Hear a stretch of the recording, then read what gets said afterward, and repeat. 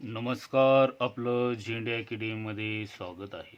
आज आपण इयत्ता 10वी गणित भाग 2 मधील प्रकरण क्रमांक 3 वर्तुळ यामधील महत्त्वाची प्रमेय बघणार आहोत. स्पर्शिका त्रिज्या प्रमेय. प्रमेय: वर्तुळाच्या कोणत्याही बिंदूतून जाणारी स्पर्शिका तो बिंदू केंद्राशी जोडणाऱ्या त्रिज्येला लंब असते, हे सिद्ध करा. ही सिद्धता आपल्याला अप्रत्यक्ष पद्धतीने सिद्ध करता येते. म्हणजे काय ती आपण ह्या सिद्धतेमध्ये बघणार आहोत. आता त्यासाठी तुम्हाला प्रथम आकृती काढायची आहे. इथे ओ केंद्र घेतलेलं वर्तुळ काढलेलं आहे आणि त्यावर हा ए बिंदू जो आहे तो वर्तुळावर आहे. म्हणजे ही ओ ए जी आहे ती त्रिज्या आहे. आता ह्या त्रिज्येला एल रेषा आपल्याला लंब दाखवायची आहे. तर यामध्ये पक्ष असं होईल. पक्ष आहे केंद्र ओ असलेल्या वर्तुळाला रेषा एल ही बिंदू ए मध्ये स्पर्श करते. रेख ओ ए ही त्रिज्या आहे. तर साध्य असं आहे, रेषा एल लंब त्रिज्या ओ ए. हे प्रमेय अप्रत्यक्ष पद्धतीने सिद्ध करता येते. म्हणजे कसं तर आपण बघूया. तर ह्या सिद्धतेचे पॉईंट्स जे आहेत ते व्यवस्थित समजून घ्या. ह्या सिद्धतेसाठी आपल्याला एक रचना करायची आहे. सिद्धता लिहिताना आपण त्यामध्येच रचना करणार आहोत. तर ती रचना अशी करायची आहे की आता हे प्रमेय अप्रत्यक्ष पद्धतीने सोडवत असताना जर एल रेषा ए बिंदूमध्ये जर लंब नसेल तर ओ बिंदूतून एल रेषेला कुठेतरी लंब काढता येईल. तर तो लंब ओ बी जर घेतला आपण आणि ए बी जेवढी आहे तेवढीच बी सी म्हणजेच सी बिंदू हा ए बी जेवढा आहे तेवढाच बी सी घेऊन घेतला तर अशा प्रकारची रचना जर आपण केली सिद्धतेमध्ये तर काय होईल. तर इथे दोन त्रिकोण तयार होतील. या त्रिकोणांचा जर विचार केला तर इथे मधली ही सामायिक भुजा आहे आणि ए बी जेवढी आहे तेवढी बी सी आपण सी बिंदू तसा घेतलेला आहे रचनेमध्ये. तर ए बी जेवढी आहे तेवढी बी सी ही रचना आपण दाखवली आणि दोघांमध्ये 90 अंशाचे कोन. तर इथे बा को बा कसोटीने हे दोन त्रिकोण एकरूप होतील. एकरूप त्रिकोणामध्ये उरले संगत घटक ओ ए आणि ओ सी हे जर सारखे झाले तर इथे या ठिकाणी ओ ए ही जर त्रिज्या असेल तर ओ सी सुद्धा त्रिज्या होईल. म्हणजे वर्तुळावर ह्या एल रेषेवर दोन बिंदू येतील. परंतु ओ ए ही त्रिज्या असल्या कारणानं ओ सी सुद्धा त्रिज्या होईल. रेषा एल आणि वर्तुळ यांना जर ए आणि सी हे दोन बिंदू जर सामायिक होत असतील तर रेषा एल ही स्पर्शिका होणार नाही. परंतु आपल्याला पक्षामध्ये रेषा एल ही स्पर्शिका दिलेली आहे. रेषा एल ही स्पर्शिका होण्यासाठी ओ ए म्हणजे ए ह्या एकच बिंदू सामायिक असणं गरजेचं आहे. म्हणजे इथे दुसरा जो रेषाखंड आहे तो लंब असणं जो आहे ते चुकीचं ठरेल. म्हणजेच या ठिकाणी रेषा ओ ए जे आहे आपण जे सुरुवातीला मानणार आहे की लंब नाही ते सुद्धा असत्य होईल. म्हणजे रेषा एल जी आहे ती ओ ए ह्याच बिंदूला म्हणजे ओ एशीच लंब असणार आहे असं आपल्याला दाखवता येईल. आता ही सिद्धता कशा प्रकारे आपल्याला सोडवायची ते बघूया. तर इथे सुरुवातीला आपण म्हणूया सिद्धता.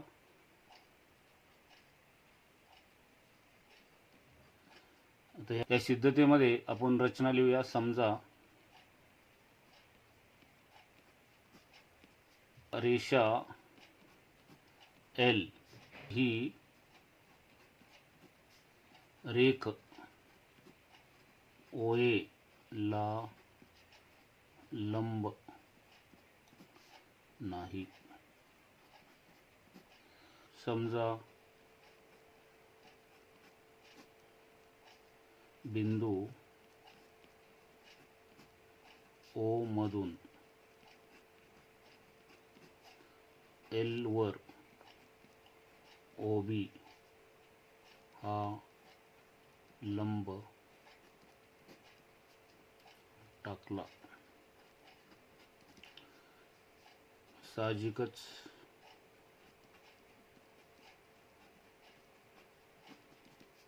बिंदू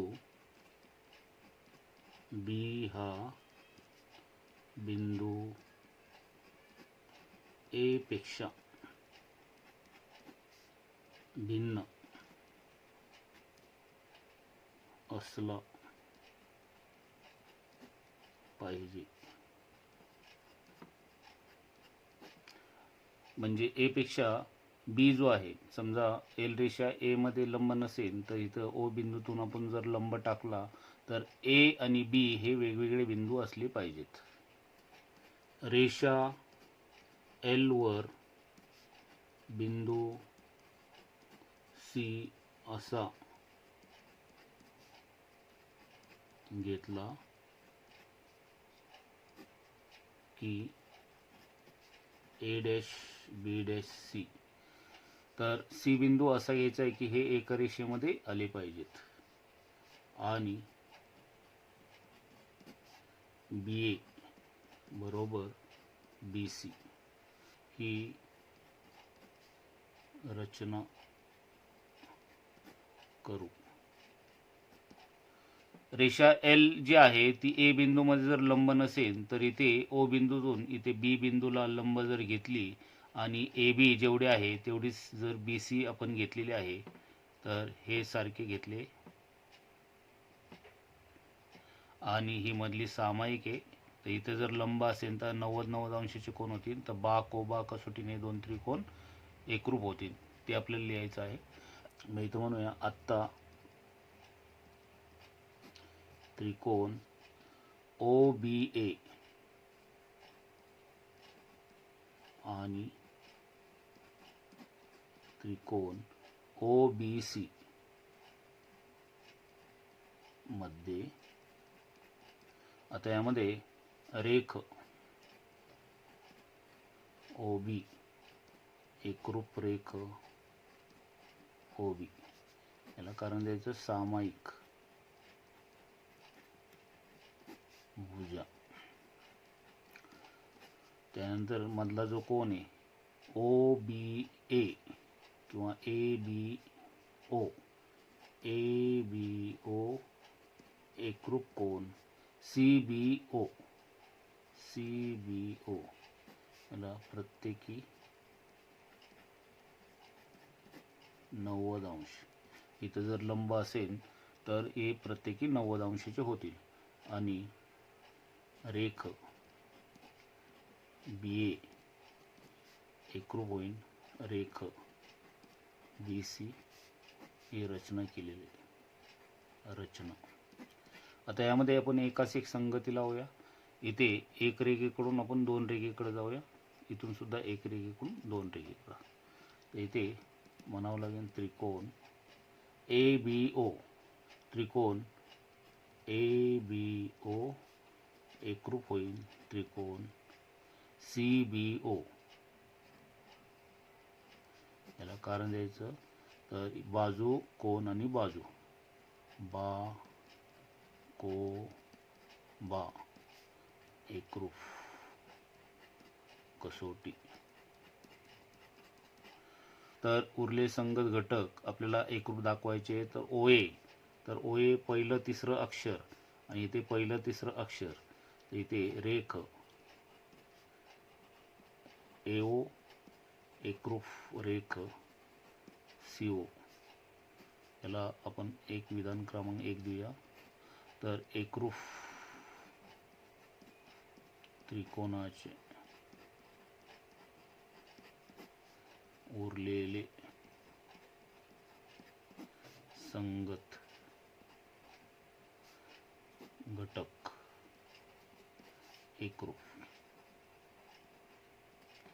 आपल्याला पक्षामध्ये सांगितले की रेख ओए जी आहे ती त्रिज्या आहे. मग रेख ओए जर त्रिज्या असेल तर रेख ओ सी सुद्धा त्रिज्या होईल. परंतु म्हणायचं इथे, परंतु रेख ओए ही त्रिज्या आहे म्हणून रेख ओ सी ही सुद्धा त्रिज्या होईल. रेख ओए आणि रेख ओ सी ह्या दोन्ही त्रिज्या असतील तर ए जसा वर्तुळावर आहे तसा सी सुद्धा वर्तुळावर असणार आहे. तर ए आपल्याला स्पर्शबिंदू दिलेला आहे तर सी सुद्धा स्पर्शबिंदू होईल. म्हणून बिंदू सी हा वर्तुळावर आहे असेल.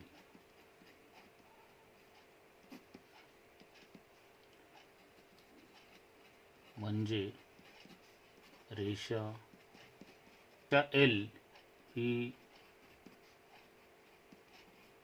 वर्तुळाला ए आणि सी या दोन बिंदूत छेदेल. हे विधान पक्षाशी विसंगत आहे. पक्षात सांगितले आपल्याला फक्त ए बिंदू स्पर्शबिंदू आहे, कारण रेषा एल स्पर्शिका आहे. आता रेषा एल ही स्पर्शिका जर आपल्याला पक्षात दिली असेल तर स्पर्शिका ही वर्तुळ आणि स्पर्शिका यांना फक्त एकच बिंदू सामायिक असतो, तेव्हा ती स्पर्शिका होऊ शकते. इथे आपल्याला पक्षामध्ये रेषा एल ही स्पर्शिका दिलेली आहे. म्हणजे रेषा एल वर्तुळाला एकाच बिंदूत छेदते. हे पक्षात सांगितलेलेच आपल्याला. म्हणून रेषा एल ही त्रिज्या ओए ला लंब नाही हे असत्य आहे. याचाच अर्थ रेषा एल ही लंब आहे त्रिज्या ओए. हेच सत्य होईल, म्हणून हे सिद्ध.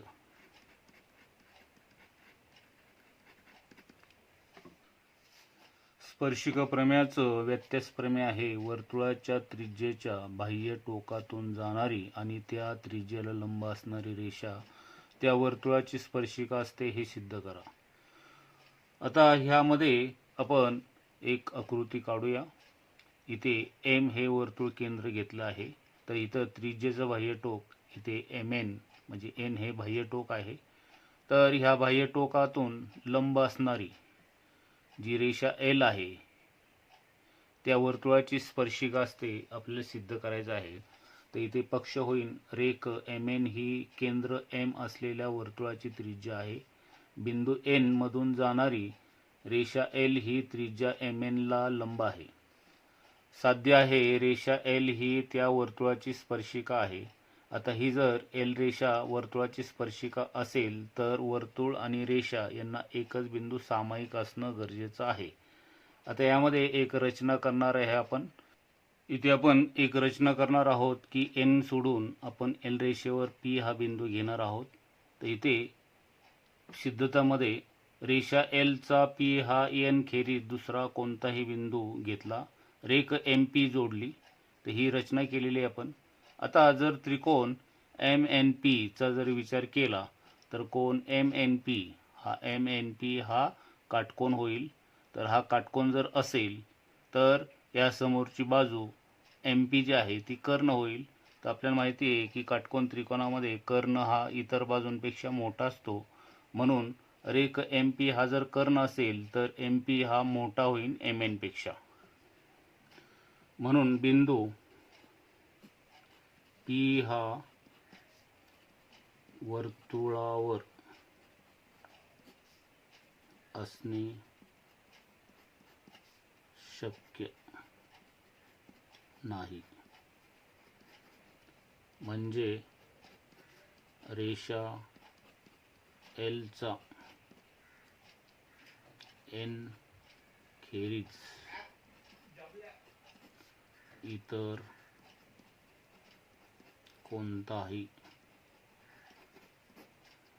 बिंदू वर्तुळावर नाही.